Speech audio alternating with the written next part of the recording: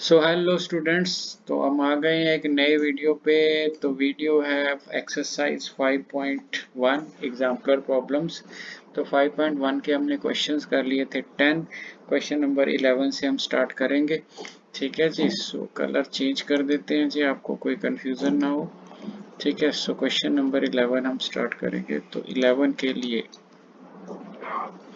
हाँ जी, two APs have common same common difference. दो एपीज का कॉमन डिफरेंस सेम है। First term of one of these is minus and other is -8। तो देखो जी, आपके पास दो एपीज हैं।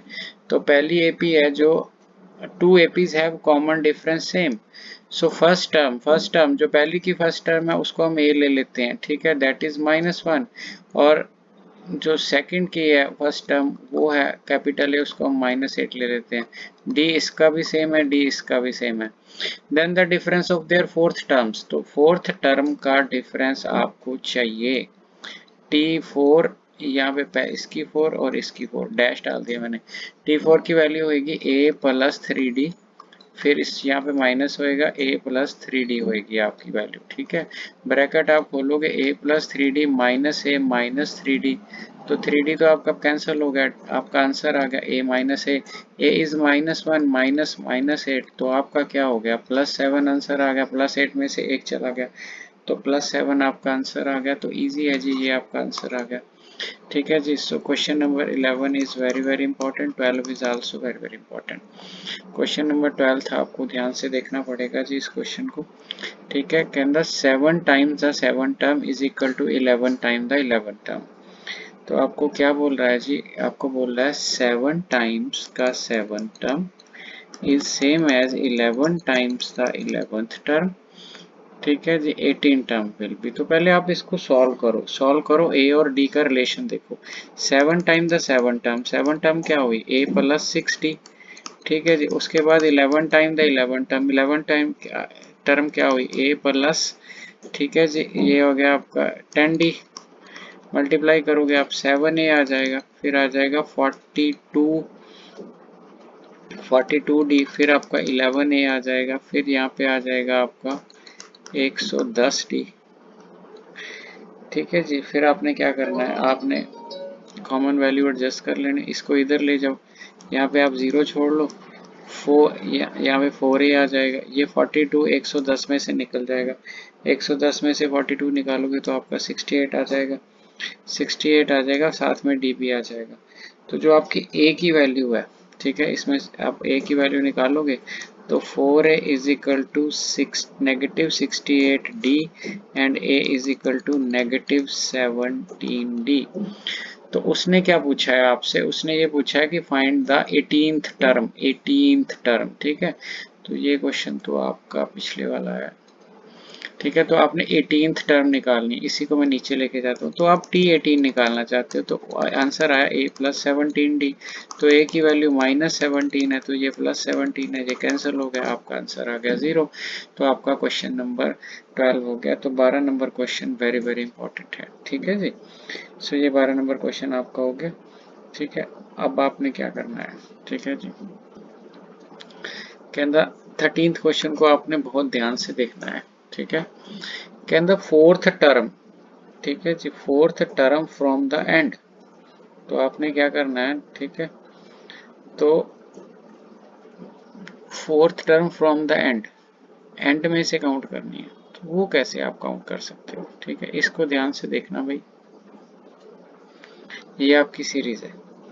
ठीक है, ये दो तरीके से हो सकता है, दो तरीके से ऐसे हो सकता है कि एक तो आप उल्टा करके सीरीज ले लो, तो उसकी fourth term from the start ले लो, आप सीरीज उल्टा के ले लो। ठीक है, तो फोर्थ टर्म आप स्टार्ट से ले लो, आपका आंसर आ जाएगा। दूसरा है कि आप फार्मूला चेंज कर लो। ठीक है, तो nth टर्म फ्रॉम एंड क्या होता है आपका, ये आप याद रख लेना, nth टर्म फ्रॉम एंड। तो nth टर्म फ्रॉम एंड आपने लिखनी है, तो आप उसको भी an नहीं लिखोगे, तो वो a की बजाय l हो जाएगा। d आपका नेगेटिव ले लेना आपने। So a plus n minus one d होता था ना, तो आपका l minus n minus one d हो जाएगा। बस ये आपने ख्याल रखना है, ये आपको याद होना चाहिए कि फ्रॉम एंड हमने ऐसे लिखना है। अगर आपको ऐसा नहीं समझ आता, सीरीज को उल्टा करके लिख लो, इसकी फोर्थ स्टार्ट में ले लो, वो आपकी पहली सीरीज की फोर्थ फ्रॉम एंड बन जाएगी। सो ए एन, ठीक है जी, ए एन आपने लिखना है, ठीक है। लास्ट टर्म आपको पता है, ठीक है, लास्ट टर्म तो आपको पता है, और उसने क्वेश्चन में बोला फाइंड द फोर्थ टर्म, तो आपको यहाँ पे 4 चाहिए, तो 4 लास्ट टर्म आपको पता है, लास्ट टर्म आपके किया 41, तो यहाँ पे आपने 4 लिया है, 4 में से एक कम कर दो तो 3 आ जाएगा। सो डी की वैल्यू आपने निकालनी है, तो डी की वैल्यू आपकी क्वेश्चन में कितनी है जी, कॉमन डिफरेंस आप करके देख लो, -8 -11, तो डी की वैल्यू +3 आ जाएगी आपकी, तो +3 आ जाएगी, तो ये 40 आ जाएगा आपका। ए फ्रॉम एंड है जी, तो ये एंड में से है, तो इसको आप ख्याल रखना है, ठीक है जी, तो 40 आपका आंसर आ गया। The famous mathematician associated with finding the sum of first सौ नेचुरल नंबर, सौ नेचुरल नंबर का सम गॉस ने फाइंड किया था, ठीक है जी। सो ये आपको याद कर लो। क्वेश्चन नंबर 15, तो 15 क्वेश्चन क्या कहेगा आपको। सो 3 क्वेश्चन बच गए हैं इस एक्सरसाइज में, कर देंगे खत्म अभी। If the first term of AP is -1, common is sum of first 6 term। देखो आपने क्या करना है, आपकी A की वैल्यू है, first term of AP is minus, तो कॉमन डिफरेंस इज 2, ठीक है। कह रहा है सम ऑफ फर्स्ट 6 टर्म्स, तो आपको पहली 6 टर्म का सम चाहिए, ठीक है। सम तो आपने इस एक्सरसाइज में फ्रॉम का फार्मूला तो पढ़ा नहीं है, ठीक है, तो कैसे आप 6 टर्म्स ही निकाल लो। पहली टर्म ये होती है, दूसरी a प्लस डी होती है, तीसरी a प्लस 2d होती है, फिर a प्लस 3d होती है, फिर a प्लस 4d होती है, फिर a प्लस 5d होती है, ठीक है। ये पहली टर्म है, सेकंड है, थर्ड है, फोर्थ है, फिफ्थ है, सिक्स्थ है। तो हमने क्या करना, find the first term is this, find the sum of first 6 term, तो आपने 6 टर्म, अभी मैं डायरेक्ट फार्मूला आपको सिखाया नहीं, ठीक है, तो डायरेक्ट आएगा तो नेक्स्ट एक्सरसाइज में वो भी कर लेंगे, बट स्टिल ऐसे हो जाएगा। तो पहली टर्म इनका हमने सम फाइंड करना है, तो 1 2 3 4 5 6, तो अगर आप सम करोगे तो 6 टाइम्स तो आपके पास यही आ जाएगा, ठीक है। डी 2 3 6 10 15, 15 डी आ जाएगा आपका, ये आंसर है। 6 इंटू ए, तो 6 इंटू ए आपका क्वेश्चन में क्या है -5, तो 15 इंटू डी, डी आपका 10, ठीक है जी। जो अब आप डिफरेंस लोगे तो आंसर आपका क्या आ जाएगा, 30 में से 30 negative, 30 positive, so answer is your 0, तो ये आंसर आपका 0 आ गया।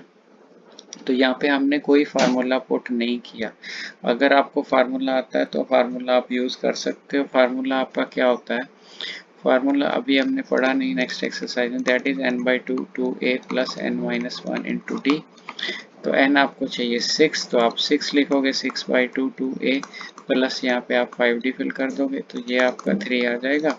2 इंटू ए की वैल्यू आपकी कितनी है, -5 है जी, तो 5 इंटू डी, डी की वैल्यू कितनी है आपकी 2, ठीक है जी। सो 10 - 10, तो आंसर तो आपका तभी भी 0 ही आएगा। सो ये आपका एग्जाम्पलर का ये वाला क्वेश्चन भी हो गया, ठीक है जी।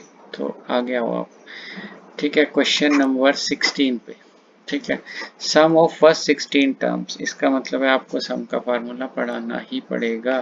तो सम ऑफ फर्स्ट 16 टर्म्स है, तो लो सम का फार्मूला याद कर लो, sum is equal to n/2 2a plus n-1 into d, तो आपको कितनी टर्म चाहिए, 16, तो यहाँ पे 16 लिख दो, यहाँ पे 2 लिख लो, 2 टाइम्स ए कौन है आपका 10, ठीक है, प्लस सम ऑफ 16 टर्म पे, तो ये 15 आ गया, ठीक है जी।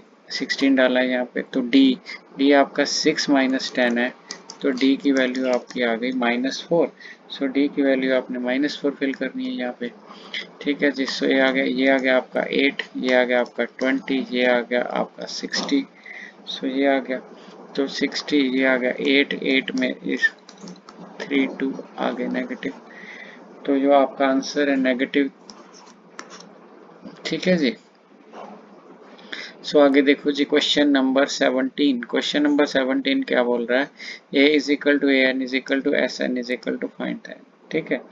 सो इस क्वेश्चन को थोड़ा सा ध्यान से करेंगे, अभी मैं कलर चेंज कर रहा हूँ, ग्रीन करते हैं। ए इज, आपको ए एन पता है, ए आपको पता है, a is 1, okay, a n is 20, ठीक है जी। अब ए एन की वैल्यू आप निकालो, a n is 20 and s n sum of n term is 399। So ये आपको 3 टर्म्स गिवन है और आपने एन की वैल्यू फाइंड करनी है। सो सबसे पहले आप ऐसे करो, एस एन का फार्मूला लगा लो। एस एन का फार्मूला होता है n/2। ठीक है जी, s n is equal to n/2 2a plus n minus 1 into t. ये आपका एस एन है और ये 399 है। ठीक है जी, n की वैल्यू तो हमने फाइंड करनी है, बट हमको हमारे पास a तो है ना, तो a की वैल्यू तो हम फिल कर सकते हैं ना, तो a की वैल्यू हमने फिल कर दी। सो n/2 हो गया, a की वैल्यू हमने 1 फिल कर दी, 2 आ गया, n माइनस 1 इंटू डी आ गया इज इक्वल टू 399 आ गया। तो आपके पास एक इक्वेशन आ गई, जिस इक्वेशन में एक n है और एक d है। अगर आपको d या n में से एक पता चल जाए तो आपका क्वेश्चन हो जाएगा। ठीक है जी, क्योंकि अगर आपको डी, तो एक आपके पास गिवन क्या है उसको आप यूज कर लो। आपके पास है a n is equal to 20। अब अगर a n is equal to 20 ये इक्वेशन है, तो इसका मतलब ये हुआ a plus n minus 1 into D is equal to 20। ठीक हो गया जी, ये आपकी वैल्यू होगी।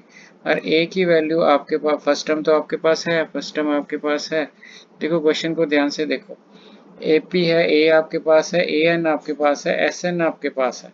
तो आपने निकालना क्या है, आपने निकालना तो सिर्फ एन है। तो ए की वैल्यू तो आपके पास है, ए की वैल्यू आपके पास है N minus 1 into D is equal to 20। तो इसका मतलब है अभी आप क्या कर सकते हो, तो N minus 1 into D is equal to 19।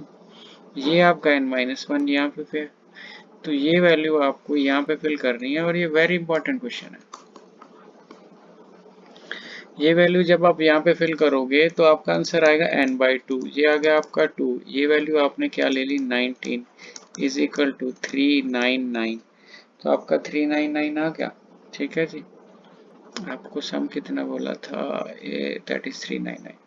ठीक है जी, तो 399 तो आपका हो गया। सो अब आप क्या करोगे, आपने n निकालना है, n निकालना है तो 399 इसका तो 2 टाइम्स हो जाएगा, डिवाइडेड बाय ये आपका 21 हो जाएगा। ठीक है जी, 21 इसको डिवाइड करेगा तो क्या आएगा आपका आंसर। ठीक है, 21 वन द 21। ठीक है जी, अब 8 9। ठीक है जी, सो 21 9 द, तो ये आपका कट गया जी, तो 19 38 हो गया ये आपका। सो ये 38 हो गया। सो अगर आपने एक्सरसाइज में सबसे अच्छा क्वेश्चन चूज करना हो तो this is one of the best question. तो क्वेश्चन नंबर 18 के लिए हम कलर चेंज कर लेते हैं भाई। ठीक है, find the sum of first 5 multiples of 3। तो 3 हो जाएगा, 6 हो जाएगा, 9 हो जाएगा, 3 6 फर्स्ट 5 मल्टीपल्स ऑफ 3।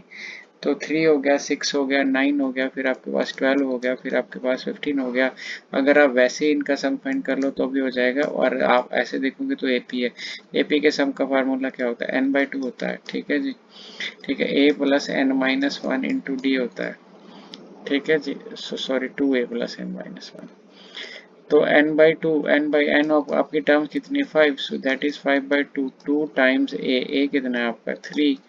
ठीक है, n आपका 5 है तो ये आपका 4 रह गया, d आपका कितना है, डिफरेंस है, सो 12। तो ये हो गया 5/2, 12 ते 6 18, सो 9 5 द 45। सो 45 आपका आंसर आ गया। ठीक है जी, सो लाइक ज़रूर कर देना अगर आप लास्ट तक पहुँचे हो, इसका मतलब है कि आप सीरियस स्टूडेंट हो और यहाँ तक पहुँच के एक लाइक ज़रूर कर लेना। अगर आपने सब्सक्राइब नहीं है तो कर लो, बहुत फ़ायदा होगा आपको। Thank you.